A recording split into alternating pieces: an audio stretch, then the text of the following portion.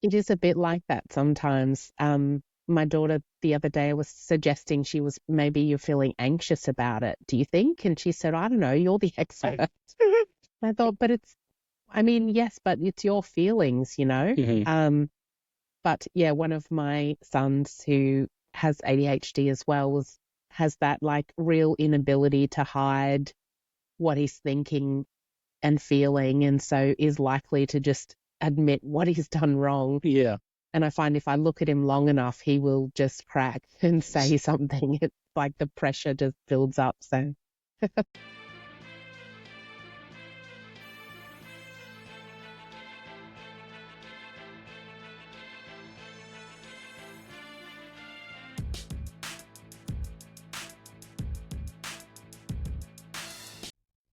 All right. Hey guys, welcome to another episode of Mediocre Dads, where being mediocre is a choice and you have to refuse to be mediocre every single day. I'm your host, Quan. I go by Q. And on this episode of Mediocre Dads, I'm joined by a guest named Leanne, who's joining us from all the way from Australia. And, you know, Leanne, you were not the first guest that I've had from Australia. I think you're the third or the fourth guest I've had from Australia. So, which I think is awesome. I never imagined I would interact or have interviews or conversations with people that are from another continent, if you will, and yeah, especially from Australia. So I think it's awesome, and I think it's great for guests that I'm having guests that people can relate to, whether they're from Australia or have family from Australia or vice versa. So I think it's awesome. And I think it's great that you're joining us on this show. Before we get too deep into it, Leanne, can you kind of introduce yourself and tell the audience a little bit about yourself? yeah, sure. I think also it's great to be able to talk to people in America. So, Yes. yeah, it's awesome that you followed your passion and it's led you to meet people from all around the world. I am a psychologist by background, a registered psychologist, we call it in Australia. And so I started out wanting to be a teacher when I was in high school, but then had some kind of switch and thought maybe being a psychologist is similar to being a teacher, but teaching kids about themselves. And I'm always keen to learn about myself and other people. So I found a way to share that with children, I guess. So I work primarily with kids and their families. So right through from, I think, 18 months old to 17 is my area.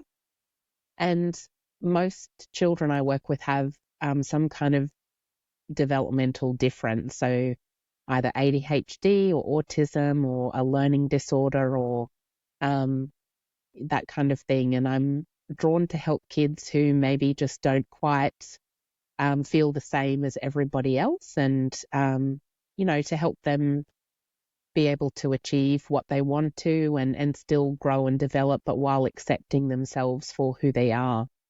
That's awesome. So, yeah. I have a private practice in Brisbane, so in Australia. So I see kids in person, but I also do online programs for parents as well, because we all know as a parents how tricky it is to be able to attend sessions weekly with a psychologist. So online learning is a great way to still be able to get the information and have sessions, but you can fit it in around your busy schedule. Yeah, that's awesome. So when you talk to kids, I always find it interesting. So I'll start this first question because I think a lot of people, and this is more of a personal question slash I think a lot of people would ask this question, but you said you're a psychologist, right? Hmm. Okay. So whenever you're talking to someone, are you always analyzing them? Is it just like a natural thing that psychologists do, or is that like a myth and that's not happening at all?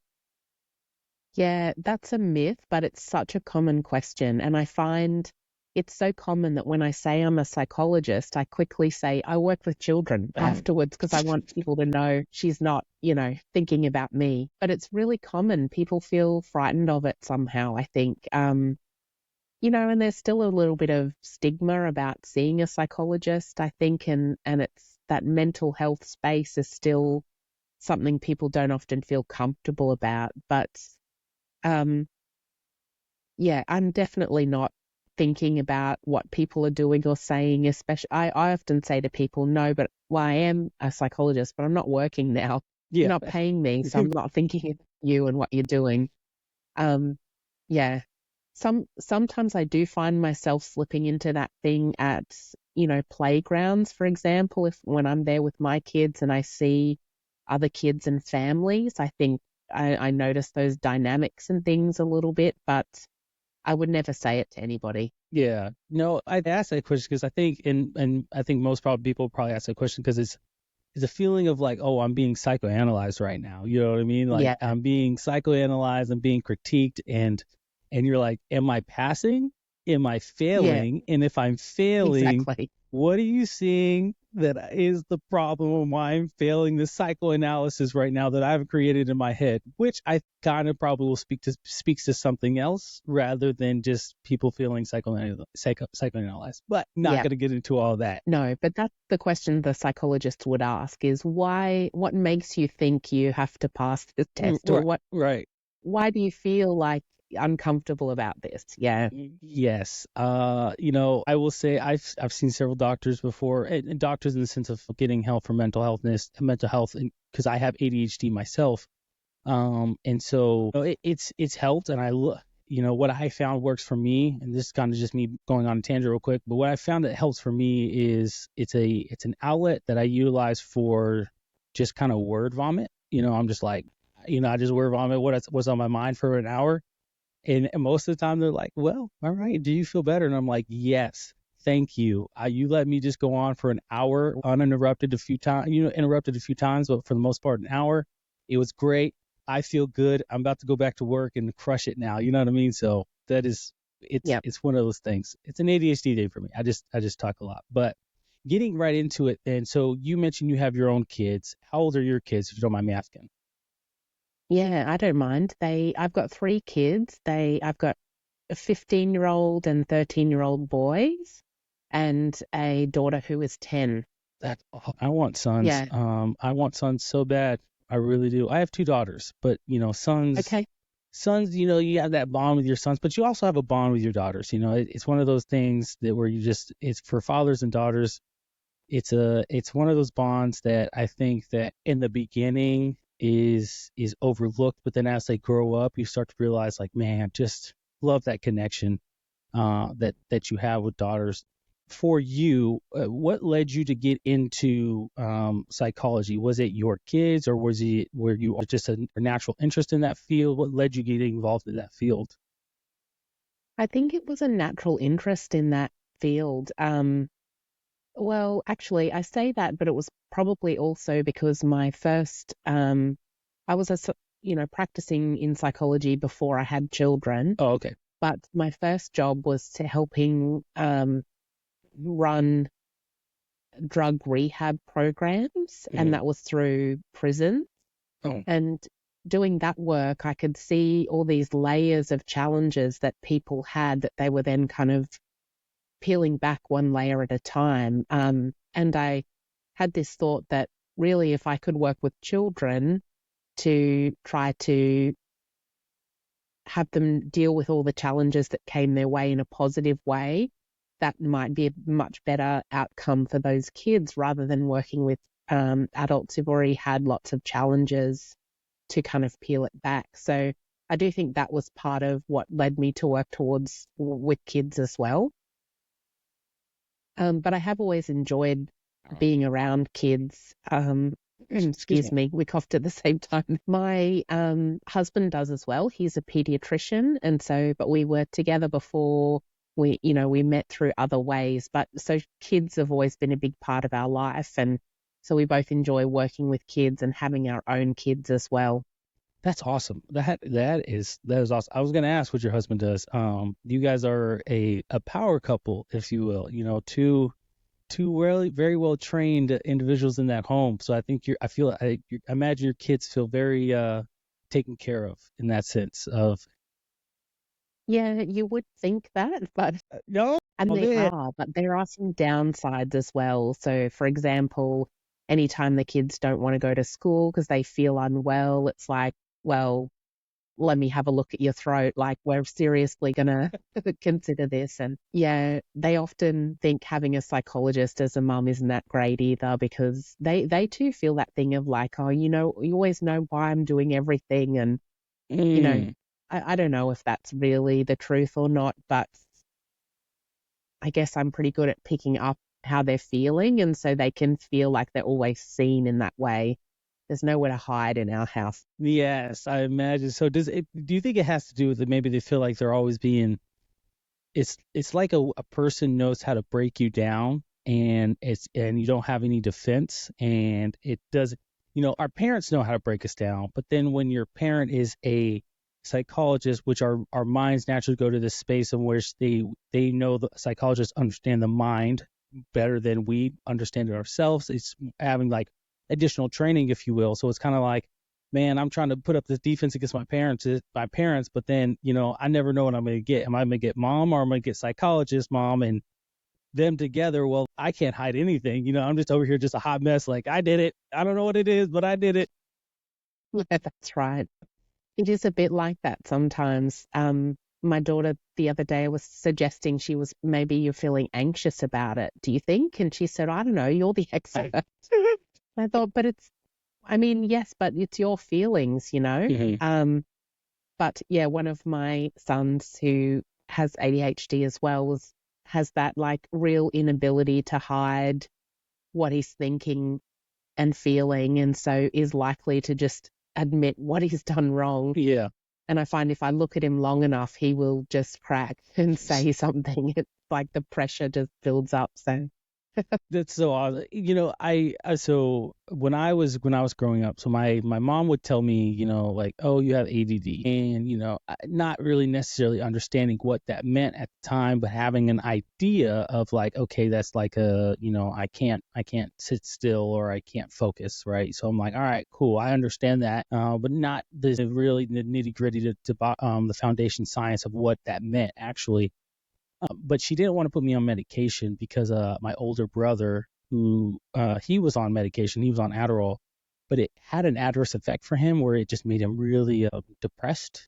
And so mm, my parents took him off of it. And then when it was me and my brother who were like, oh, you have ADHD, you guys have ADHD as well. It was one of those things where like, you know what?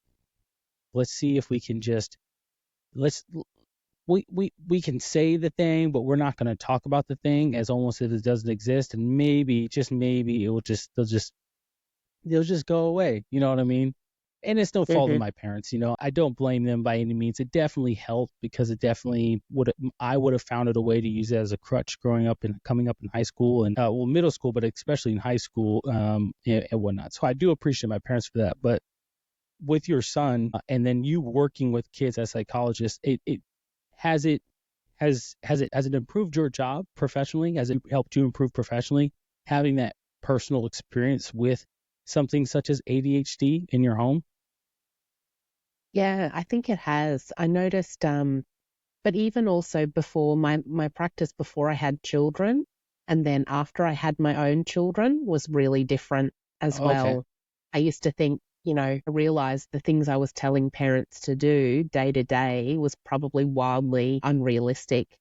And once I had my own kids was like, oh, okay, it is actually hard now. Yeah.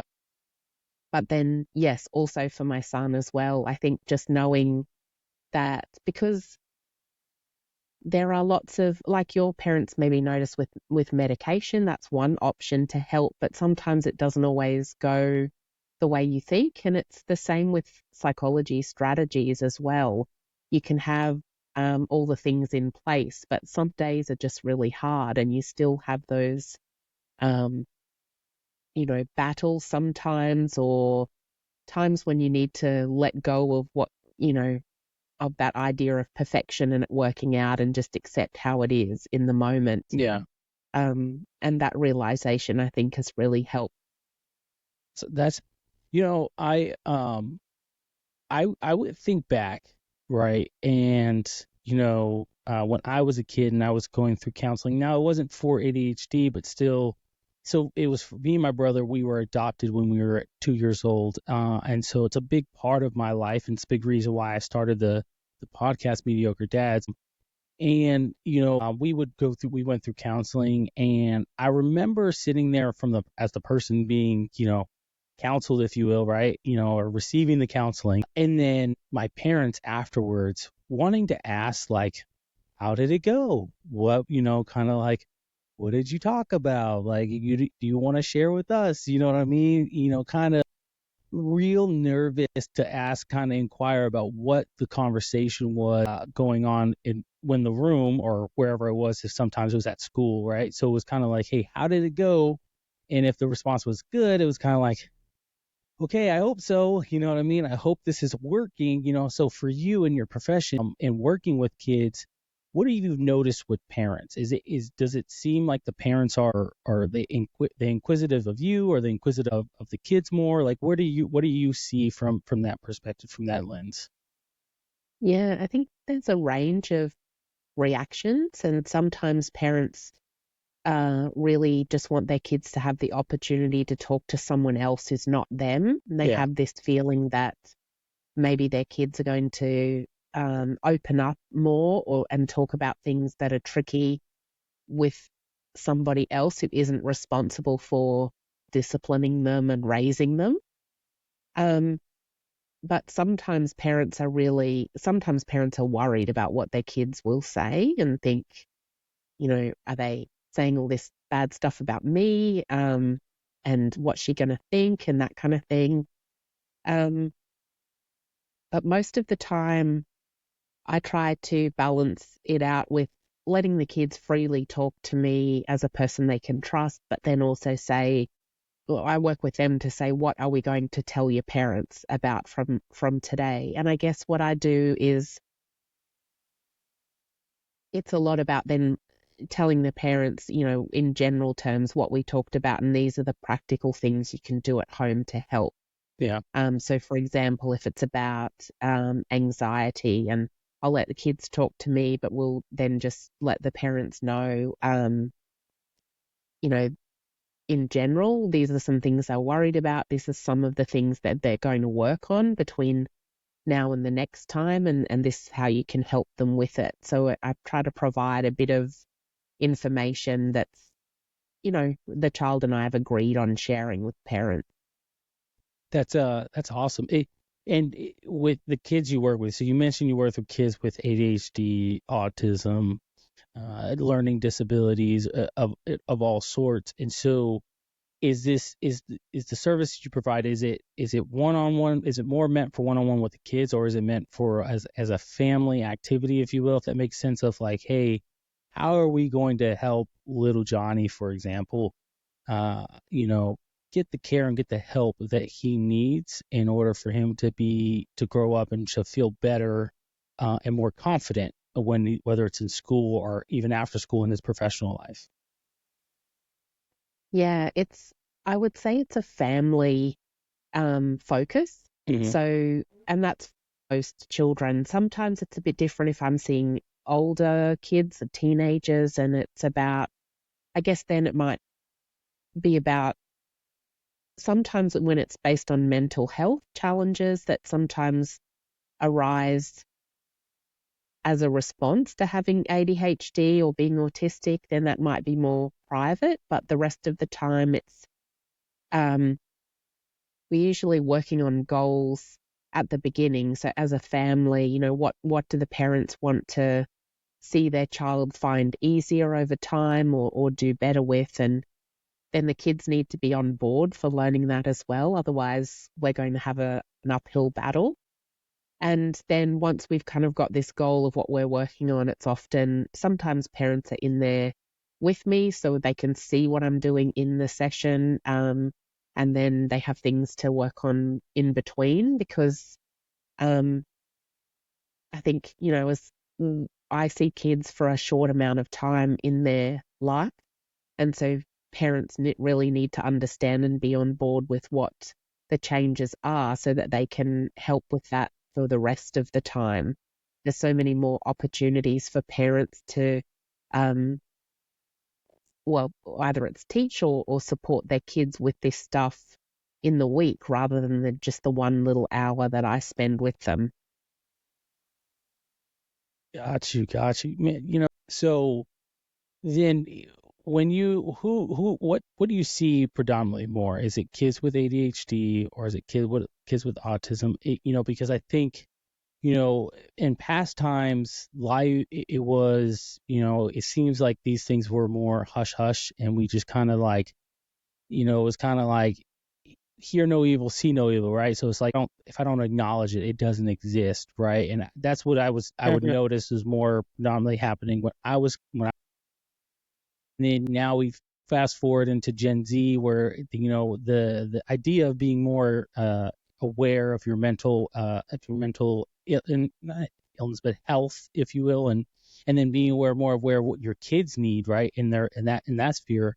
And so, are you seeing more patients with ADHD or autism? And it's not to say one is worse than the other, or we shame one over the other. It's just more of a curiosity question: is what are you being an expert, what are you seeing more of? Yeah, I think there's more of both in general, I think.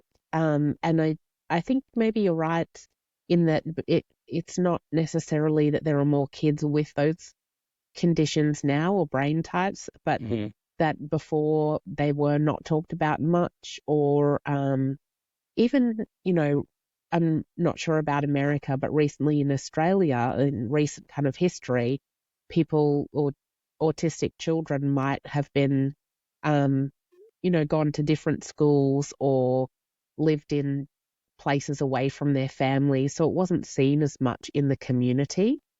So I think some of that um, has changed. So we're seeing more people with these kind of differences.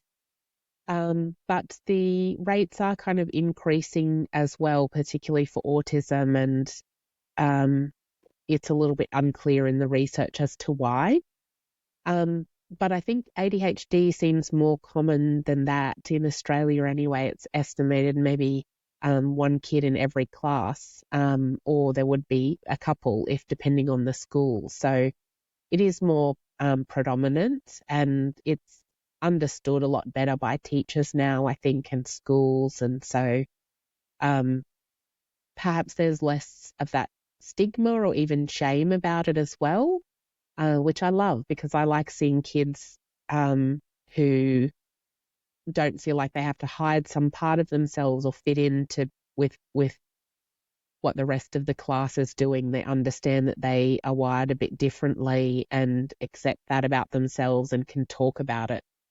I think that's a really positive thing in terms of mental health, because what we see a lot is that if kids struggle with these things, then that's when those mental health difficulties like anxiety or depression can develop later on when they're teenagers. That's totally true. Like one of the things I think that I struggled with was, you know s- because it wasn't recognized as much in my home, again, as I mentioned, having ADHD. And again, it's no hit on my parents. I think my parents did a phenomenal job. But there was an aspect of it. It was kind of felt like where I wasn't getting that, full 360, work, if you will, or where I could figure out, okay, like, hey, I understand this part of my life. I understand what being adopted is and what that means and the impact it has on me, how it makes me feel, if you will. But okay, what about this side? And it wasn't because it was never really talked about. It was just kind of one of those things where I always wanted to change because all I wanted to do was just be able to focus more. I just wanted to be like every other kid in the classroom where it looked like they could just sit there for an hour, whatever class it was, and say, okay, we're in English. I'm just sitting here for an hour taking notes, focused. I know what I'm doing. And their minds didn't seem to wander about anything. But within the first 5 minutes, I'm like, this is boring. This is just not Yep. fun at all. Like, I am not having Yep. a good time. And this is the only first class of the day.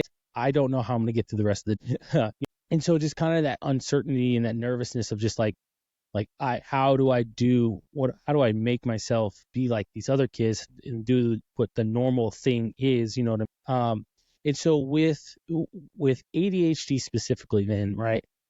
what are some of the things that parents or even the kids come concerned with, right? I know obviously you have the big ones, right? They're like focus or hyperactivity, right? Or is it always just like, hey, here's the medication, tell me how it works, tell me how it makes you feel? Are there more tricks and there are more tools to say, hey, you don't need the medication, but however, here are some tools that that you'll need to be successful. Now you'll need more tools than you may say your peers, but it's going to help you and make you feel more comfortable and confident, and where you can now focus better, not all 100%, but focus better. What are some tools that you give to the kids or the parents?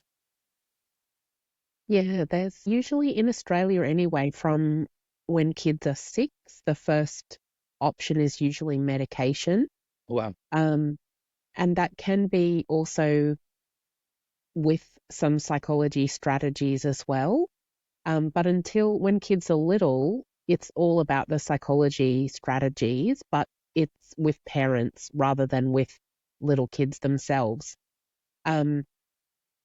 Kids who are 5 or 4, they don't have the capacity to put any strategies in place really to help themselves just yet. So it's lots about what parents can do differently. And then the strategies are the same, whether they're from,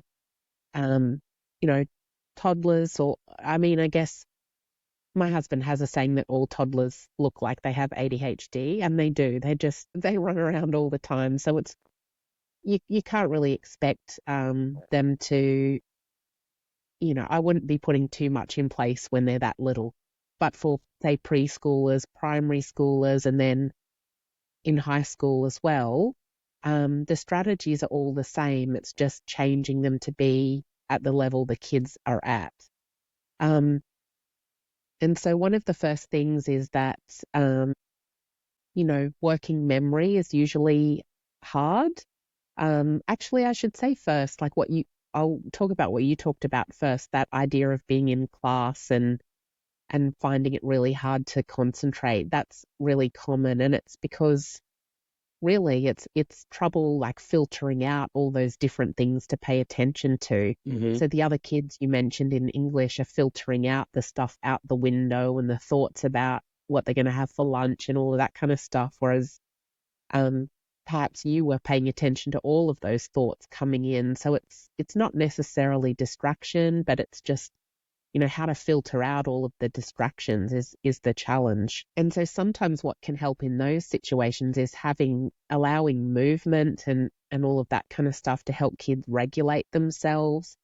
So if that's fidgeting with something or sitting on a chair that moves or standing up or, letting them move around the classroom a bit is really great. And that's something schools and teachers are doing a lot more. But then in terms of being at home, sometimes the memory is a real challenge with ADHD. So as much as you can help kids not have to rely on their memory by writing things down for them or making it something they can see is really helpful. So that might be when kids are really little, that you've got some, a visual chart up of all the things they need to do to get ready for school. Or, what's going on that day and that week. And then as they grow through high school, then maybe it's just lists when they're in high school, or reminders on their devices, mobile phones and that kind of stuff. So, sorry, go ahead. That's okay. You go ahead. Did you want to comment on that? Yeah, no, so I was going to say, it's funny because the memory is the worst part. It's like it's one of the hardest part for me is struggling with is remembering things, and I am literally writing everything down. And some people, if the average person saw my list of my to-do list, right, they would be like, "You have to remind yourself to put your shoes on, or to grab your keys, like what I mean, like." Yes, it's exactly. it's because if I remember, and here's how, and crazy thing how my brain works. So if I remember to grab like my keys, I remember to grab my wallet, I remember to grab my badge, I remember to grab my water, right? But if I don't remember to grab my keys, then I have to think about those as individual things that I have to remember versus a group of things that I have to remember. And so when Yeah. I write down, grab my keys, my brain will say, cool, grab my keys and everything that's around it, which is always my wallet, my water, and my badge, right? And so like that is just like mental tricks that I've used that I didn't even, and it's not like someone taught me that or whatever. It's a trick and a tool that I've created for myself to use. Because, again, I'm almost 30 years old and I got diagnosed at 28. And so like I needed these tools to remember these things. So I write every single thing that I have to do down. And also it feels better and it feels good as you're doing these things. And even the simplest things, it feels good to take things off your list, and it Yeah. kind of builds that confidence of like, all right, I'm really getting things done. I'm really moving here. Cool. Yep. But double-edged sword, because on the flip side of that is, I'm really getting things done. I can take a break, Yes. and you really haven't gotten a whole lot done. You know what I mean? So like, it's a double-edged sword in that aspect. But like, I would say that is one of the biggest struggles that I had growing up, is I never understood why I couldn't remember the simplest things. And some people would be like, man, don't you remember I told you? And I'm like, honestly, I don't. And I'm really trying to picture it in my brain, because if I picture it, then I can remember. But if I can't picture it, I'm not going to remember. Like if I can't picture that conversation, if I can't picture your face when you told me, oh, we're going to SeaWorld on Friday, and the kids are really excited. And if I can remember your facial expressions or your how you clearly you felt when you told me you were going to SeaWorld, I don't remember we're going to SeaWorld, because now in my brain it's important to you and it's something I must remember. I cannot forget. So that is just a loophole into my Yep. brain. I'm sure in a lot of ways that's a lot for ADHDers. My daughter, she's 6, and I've talked to many folks, different folks, about ADHD and children having ADHD. And one of the things is my daughter, I didn't want to pass it on to my kids at all. It's honestly, it was one of my biggest fears of just like, okay, I'm passing on a trait about myself that I never really enjoyed, or I think that I felt that put me behind in a lot of ways, because I just couldn't do this. It felt like I couldn't never do the simple things. And so with my daughter, I see a lot of those characteristics in her. And it's concerning, right? Because now for me as a parent who's sitting here watching this, I'm like, what do I do to kind of help her and guide her to where she's confident, right? Because there are times where I'll tell her to do things and she'll be like, I'm like, hey, I told you to do this. And she's like, oh, I forgot. And then at night, when you're a parent, so you can understand, like you tell your kids to do all these things, and then, you tell them to do 10 things, and out of those 10 things, 5 or 6 of them get done. And then at the end of the day, you say, hey, what happened today? What was going on? Like, I really felt like you weren't listening to me, and I need you to listen to me. And my daughter, she'll tell me, she'll sit down, she'll be like, she'll start crying, because she'll be like, Dad, I just forget so many different things. And then she goes, I don't understand why I'm forgetting. And I'm sitting there and I'm just like, oh no, I gave it to you. I gave the one thing to you that I didn't want to give to you. You know what I mean? And so for parents in that regard, well, I'll ask you this question first. Is ADHD is something like such as that ADHD? Is it always past, or is it a thing where it could be like, your kids just didn't get it? Yeah. Excuse me. It's very genetic. So Okay. it's not always passed down, but chances are that it is. I can't remember the exact statistic, I think, but if kids, when they have ADHD, it's very likely that one or both of their parents does, and it's very likely when they have it that they got it from their parent.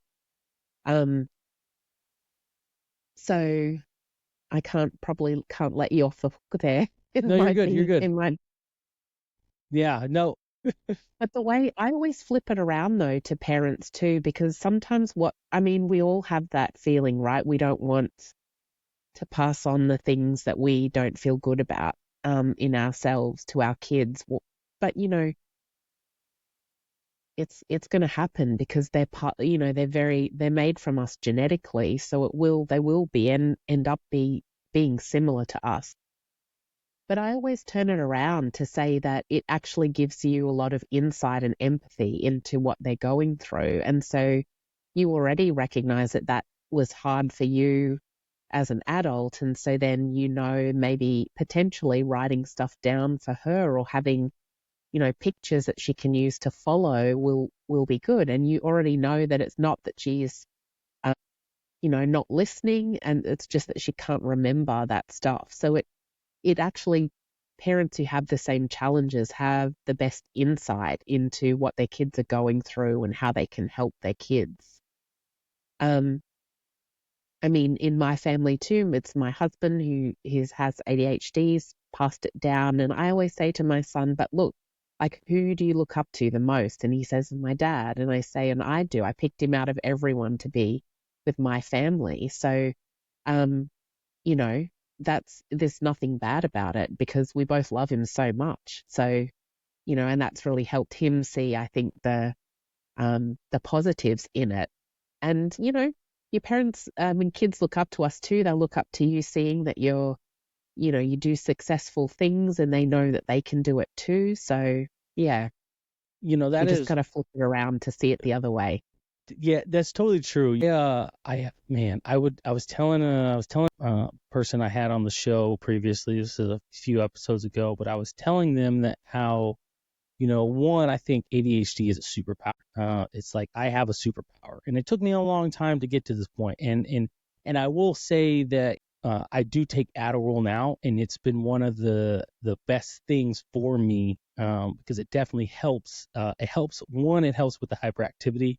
And then two, it does help with the focus where I'm able to sit down and really observe and look at what I need to do and analyze what I need to do without that feeling of like, you got 5 different windows on your computer screen, right? You have 5 different windows and you're like going back and forth between each in my brain. Yep. Instead of doing that, I'm like, okay, I'm on Google. I'm sticking on Google until I'm done with Google. And then I'll go to this, right? Whatever the case might be. So, but for me, it's ADHD is like a superpower because I'm able to do so many things. I've taught myself so many different things because of I'm done with this now. I'm going to go do this. I'm bored with this. I'm going to go learn this. And I'm really learning in the hyperfixation and whatever the case might be. And so it's really awesome that our kids are able to see those things, right? Because, for example, your son, right? His dad's a doctor. That is pretty cool to me to be able to look into that and say like, oh, my dad does this awesome thing. Like he takes care of kids and he's a doctor. That's awesome. And that's an amazing feat to see, to be like, okay, maybe this isn't so bad, right? Maybe this isn't as bad as I'm making it out to be. Right. And so even for myself, what I try to do with my daughter is it's like, she tells a lot of people, and it's funny because they don't really understand, but she goes, my dad's on TV. And I'm like, come on, sis. Right. She says that because my wife, when she watches my episode, shout out to my wife, she'll put them up on our TV. And so I'm not home and they all know my intro song. And so when they hear it, they're like, why is dad on the TV? And so like, watching and hearing me talk and my mannerisms and just my excitement, you know what I mean? And it's crazy. So now she's like, she'll tell people, she's like, oh yeah, my dad's on TV. Or she'll come to me, she's like, Dad, I want to be on TV just like you, but when I'm older, and I'm like, sweetie, that's awesome. I love, yes, when you're older, but dad's not really on TV. Like I'm not like, dad's not super famous, but I don't want to crush her soul, her spirit. Like she's telling me she's proud of me. That's her way of saying it. I'm like, yeah, you're right. Dad is on TV. I'm pretty awesome, Yeah. And she's seeing me do this. She sees me, doing school, because she'll also sit there and be like, she's like, Dad, are you in adult school? And I'm like, yeah, I'm in adult school, because I'm working on my second bachelor's degree, and then I'll start my master's here next year in February, March timeframe, maybe. Which will be in counseling because I find counseling to be very, very interesting. But nonetheless, right, like she sees me working, doing homework, doing army, doing doing this. So like she does look up to me in a lot of ways, and it's like, man, if my dad is able to do all these things, then I can do those things. Um, it makes me feel good, but again, there's still gonna be those periods where it's like she I don't want her to struggle. I just want to give her the best. I want her to have all those tools available to her, so she doesn't seem like she's, it's like taking 10 steps ahead, 10 steps forward, and then taking 15 steps back at times. You know what I mean? Yeah, I do. And that's one of the programs I have that I do online is about supporting ADHD teenagers. I think that's born from my own experience, but I will do one for primary schoolers or younger kids as well. And the goal is for parents then, because sometimes you just want to know, am I doing enough? Mm-hmm. And so that's the idea, is just telling parents the ways they can support their kids so they feel reassured that they're doing enough. It's always, I think parents often wonder what they're maybe missing out, or what they're not providing for their kids. So that's the goal of my programs. And I love mediocre dads is a great phrase, because I think mediocre parenting sometimes it's enough. And for me too, to have a kid who is just average is great. And so, kids don't need to excel at everything. They can, if they, doing okay and they're happy, for me, that's a win. And so that's how I kind of take the approach. But I'm not sure. How did you come up with the name for Mediocre Dads? What was the philosophy behind it? Well, it's funny. So the name kind of it's just, as we were watching TV one day, it just kind of came to me, because originally I had the title, it was Foundational Teachings, right? And it sounded really uppity. And my wife actually laughed at me. She was like, "Oh, I don't know. That's like a good one." Oh no, I'm sorry. It was Fatherly Teachings. That's what it was. Fatherly Teachings. So she was like, Okay. maybe you should ponder that a little bit. And I don't know what it was. I think I remember hearing the word just mediocre. And then I just kind of like, my ADHD brain was just like created a jingle of mediocre dads. And I was like, huh, that's a good idea. And so I was like, Yep. okay, but if you call it that, because it's going to be a play on words, you gotta make sure you have a phrase there, a slogan that people understand. We're not just out here being open like, hey, being mediocre is all right, So that is where the phrase, whereas being mediocre is a choice and you have to refuse to be mediocre. And so that is kind of where I came up with. Now, again, my wife, when I told her that, she laughed at that. Oh, she's really keeping you grounded. Oh yeah, she's keeping me, she's letting me know like, hey, like that's kind of crazy. Now it's so awesome to really see, because when I talk to people and they're like, like, hey, you're the name of your podcast is Mediocre Dads, like it really intrigued me, because it's like, yeah, I got two options here. You're trying to sell me on being mediocre as a dad. I don't know. I want to hear more, or it's a play on words and you're telling people not to be mediocre. But either way, I don't know what it is and I want to know more. And that's kind of what it was for me. Yep. And it's turned into this thing where now people are, when I talk to people, they're like, that's so awesome that you're able to create this thing where, it's so simple, right? It's just so simple, Mediocre Dads, but then it also means so much and people can relate to that so easily, right? And in a lot of ways, because I do talk about on my channel, and I do tell people all the time that, some days are going to be better than the others. And some days you're going to only be able to give, that 45, 50% of yourself that day to your kids, and being the best parent or being the best dad you can be. But that means the next day, if you have it in you, then you should be able to give a lot more, and to show that yesterday may have been a fluke, but today you're here to show up and you're here to be present and be the person that your kids can, your kids respect the most, to say, no, that's my dad, right? Like, oh, my dad wasn't feeling too well yesterday.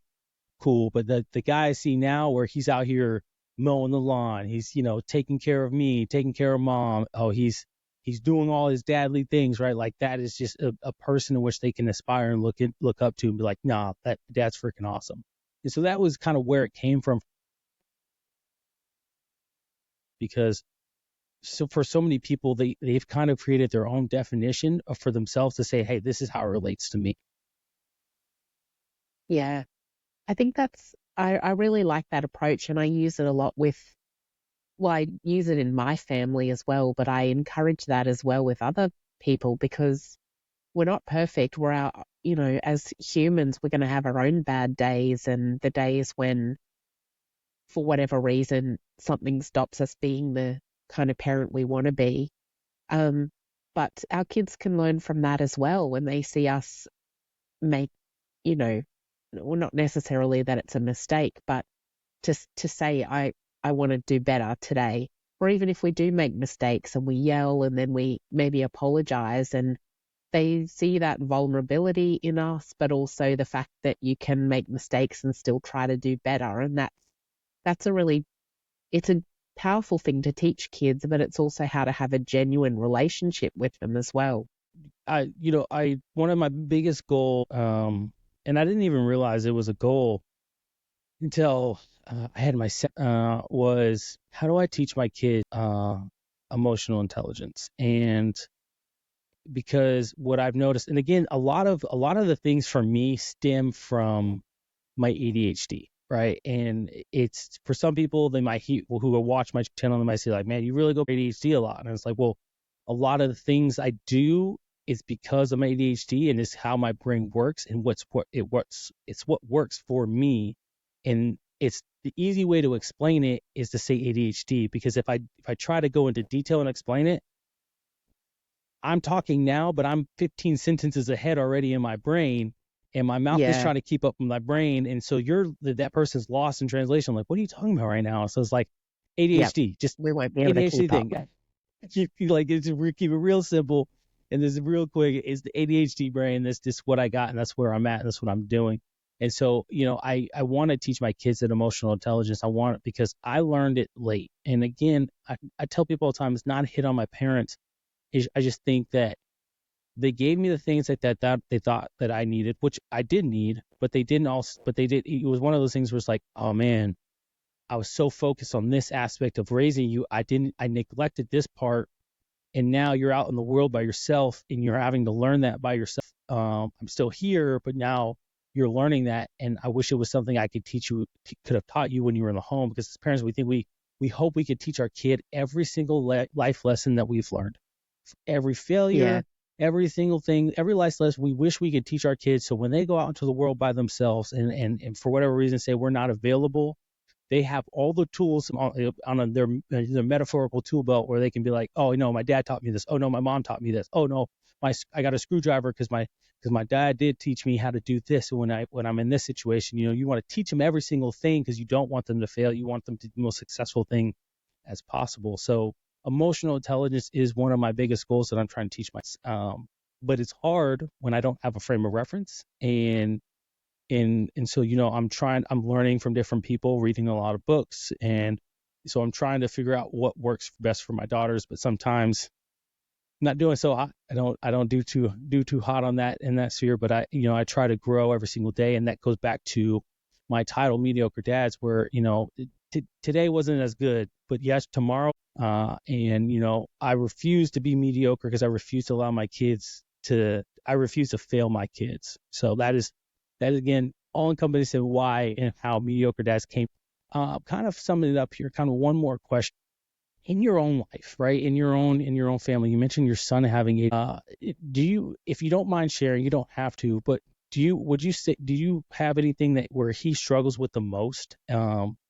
Where you see, hey, I see him maybe struggling with this part of ADHD the most, and this is the part I really hone in on and to try to help him with, right? Because every other thing else, he's learning, he's getting there, but this one thing, a part of the ADHD, where maybe whether it's memory or hyperactivity, this one thing I have to help him on, and I want to help him on is in your life. Do you have that for your son? yeah. I think if I was thinking about, how I would distill what a couple of guiding principles for ADHD before we were meeting today. And I think I had a few, which was to try to help your kids follow their interests and their enjoyment, what they enjoy, because I think, like you mentioned, you can't control how they're going to do in school or whatever. But if there's interest, kids really go for, they can really deep dive into what they're learning about if they're interested in it. And so that's, interest in following enjoyment. The other thing was picking your battles as well. As a parent, that's what I do Yes. for sure. Some days it's not a hill I want to die on, I think is the phrase. So, and just knowing, like you said, that the next day things might be better for you as a parent, that the next day your kids might have a better day as well. Mm-hmm. And the third one was really trying to find a way to connect with your individual child. And I think if you've got those three things down, then, you're meeting all the basics and doing really well. But I think what there's probably two things he struggles with the most, and one is organization. And I think that's to do with the memory as well. Yeah. So I'm thinking that, for example, can't keep track of a pencil case or a water bottle at school and that kind of thing. So he drinks from the bubblers and he puts his pencil in his tie and he's good to go. So he's developing his own little strategies for that. And following instructions is a little bit tricky. So I'm having to work on really giving one at a time. Because I can see that his brain is busy. It's a fast brain. So I give a couple of instructions and he's lost them before he gets to them. So I'm trying to do that. But I would say probably the biggest thing he struggles with is, that comes back to my point about interest and enjoyment. He really struggles with doing things that are boring to him because it's so for ADHD brains, it's really hard to do stuff that's boring. And so we have to change sometimes how we do things as a family so that, for example, he's not, if he's not in the mood that day, he's not coming to the shops with us to do certain things. He just doesn't have the capacity for it. But then that flows into his organization things as well. So for high school, having to read a book for English and that kind of thing, it's so boring and he doesn't want to do it. So then he leaves it to the last minute, and that happens with assignments as well. So we're trying to really focus on that persistence with things that are boring and trying to link it to see the, for the greater good or whatever, so that he can find some purpose to be persisting with the boredom. Yeah, because that's really, like, he seems to be really innately hardwired to avoid that boredom. And it's really, from the outside, it's really difficult to change that, I think. Yeah. So one thing we found is that the movement really helps. So he was reading this English book at home on the exercise bike that we have, because it helps him actually persist, and he likes riding. So yeah, that's the biggest thing we're struggling with at the moment. Man, I totally relate to your son completely. It was funny because you were like, everything you were talking about, finding or doing the things that that you're that are boring. Man, look, if I could talk over going to do that one thing that I know it's going to probably take me 10-15 minutes max, but it's really boring to do. Or it might take too much brain power that I'm willing to give it. I'm like, I'm going to go create another problem and then be like, oh no, I wasn't able to get that because I created this problem because I don't want to go do that one thing. I do that work all the time. Yeah. If anybody that I work with is watching, I know I'm in charge. I do all the things I'm supposed to, I promise. At one point, procrastination is my last name. Because that is how my brain works. It's like, hey, if you make yourself do it at the last minute, you're going to want to do it. And I'm like, I got to do this thing. Yeah. But that's another thing too. I think that sometimes when it's challenging, it's easier to do, right? Because even if it's boring, if it's a challenge, because all of a sudden it's this massive task you've left until 15 minutes, Yeah. it's like, oh, okay, like I can shine here, maybe. So, hopefully. or that there is, sorry, what did you say? I said, hopefully, it's hopefully I can yeah. shine here. But it is that superpower moment, right? Of thinking I can be so productive and get a lot of things done if I need to. Yeah. But definitely, like, coming home after school, if there's a choice of like playing computer games or the homework, I know where his brain's gonna go. It's inevitable. But I think that's very different to me. So understanding that he just is wired a bit differently and has really helped me not get so annoyed by it and think that it's a personality fault or trait or something. It's really just understanding how he's wired. And if you work with that, you can kind of find the path of least resistance, I think, to try to encourage him or encourage our kids to do it in their way, but so that they still get it done. But he's still developing all of that insight that you've got the insight into it now, into how you work and what you do, but kids don't have that yet. It's what they build throughout their life. So yeah, it's a tricky place with teenagers, especially where you're trying to help them develop that insight, but they want to be independent as well. So you've got to kind of balance the two. Playing on that balancing beam can be very difficult, of balancing between to give them the space they need, but also kind of like, hey, pull them back the rope, be like, I need to drag you in, pull you in just a little bit, because you're straying a little. I totally relate to it. Totally relate to your son there in so many aspects. And I think you mentioned it, kind of hit the nail on the head. There is, for me, I've been able to change, if you will, and grow from my experiences. And the Army accelerated that for me. Now it's not a sell on the joining for kids to join the military if they have, but it's the Army for me personally. In my experiences, the Army kind of accelerated that self-actualization, where I could actually look at myself in the mirror and say, hey, this is where I'm falling behind at. This is where I'm failing at. And it's like, okay, what do I need to do? What tools and tricks can I use to get myself back on even with my peers? But then even what can I use to get myself ahead? Because I want to succeed, right? And and so. A lot of that came from a lot of different failures, but also came a lot of successes, and again, ultimately experiences. And so I'm 29 years old now, and so when people see me, a young soldier who had ADHD, and I could tell right off the bat, it's almost like it's like you're able to see one of your own right immediately.